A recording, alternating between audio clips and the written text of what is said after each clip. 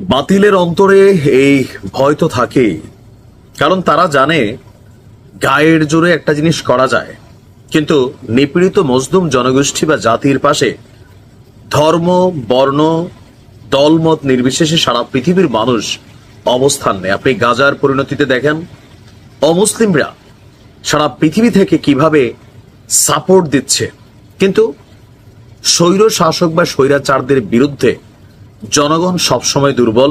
তবে জনগণ যখন জোয়ারে আসে, জনতার শক্তি যখন একটা জোয়ার ক্রিয়েট করে সকল বাঁধ ভেঙে দেয়, এই ভয় কিন্তু বাতিলের অন্তরে আছে।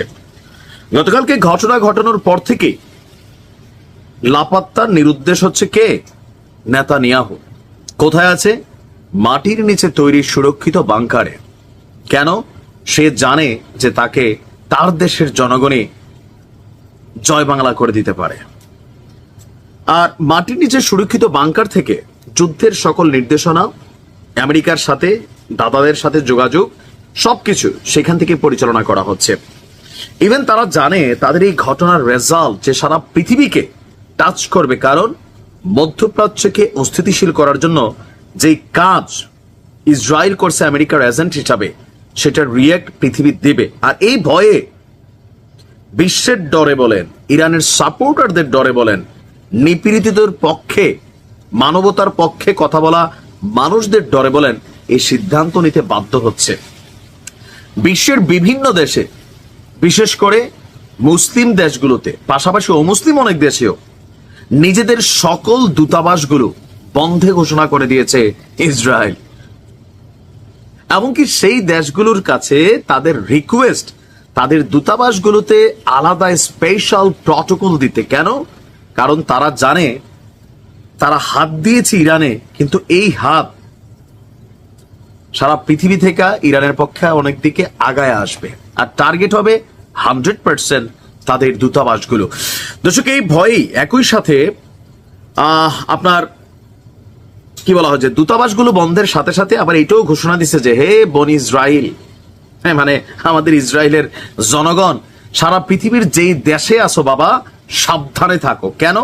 কারণ ওই দেশের জনগণ তোমাদেরকে ধৈর্য উত্তম মধ্যম দিতে পারে।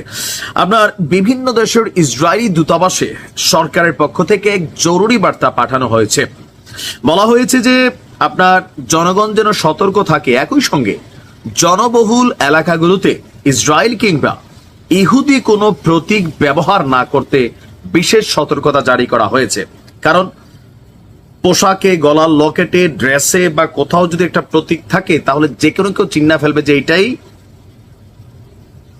নিহুর অনুসারী। তবে সব খারাপ না, কিন্তু যে কোনো একটা বিপদ ঘটতে পারে।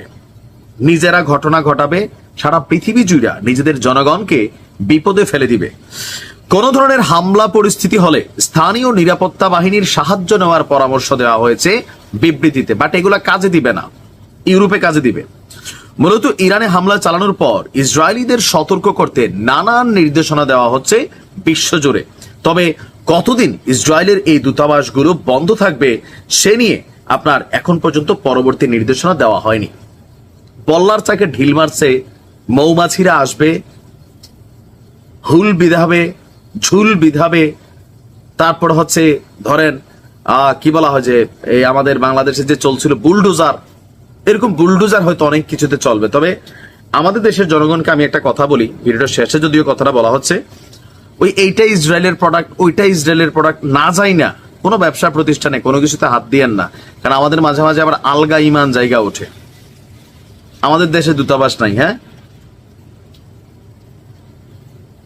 প্রতিবাদ করেন। ভালো থাকুন।